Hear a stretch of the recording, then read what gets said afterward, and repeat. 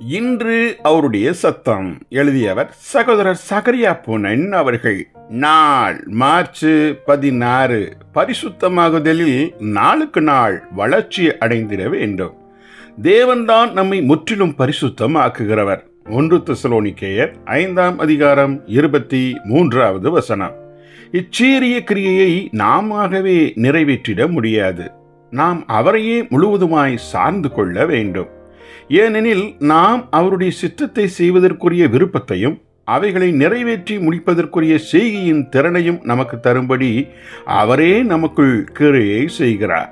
இருப்பினும் நாம் தான் பயத்தோடும் நடுக்கத்தோடும் நம்முடைய ரட்சிப்பு நிறைவேற பிரயாசப்பட வேண்டும். பிலிப்பியர் 2 12-13.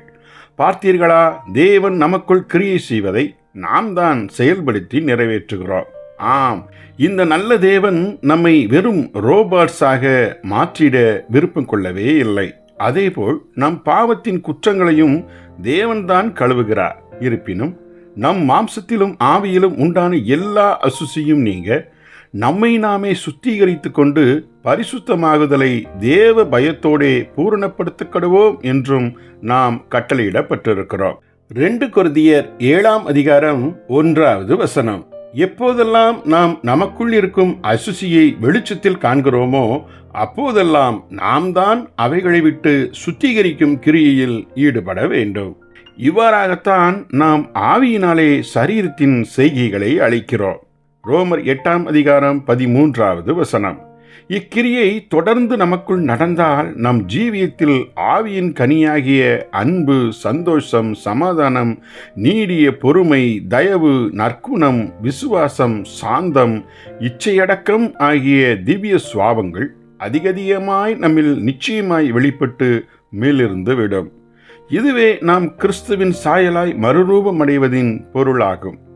இங்கனமே நம்முடைய பாதை அதிகமாய் பிரகாசிக்கிற சூரிய பிரகாசத்தை போல் மாறுகிறது. நீதிமொழிகள் 4 இவ்வாறு தேவன் நமக்காக உண்டு பண்ணிய பரிசுத்தமாகுதலின் மகிமையான பாதைக்கு நாம் யாவரும் செவிமடுப்போமாக. ஜெபிப்போமா. நேசமுள்ள தகப்பனே, எங்களுக்குள் பரிசுத்தமாகுதலின் கிரியையை தீவிரமாய் நடப்பிப்பதற்காக ஸ்தோத்திரம்.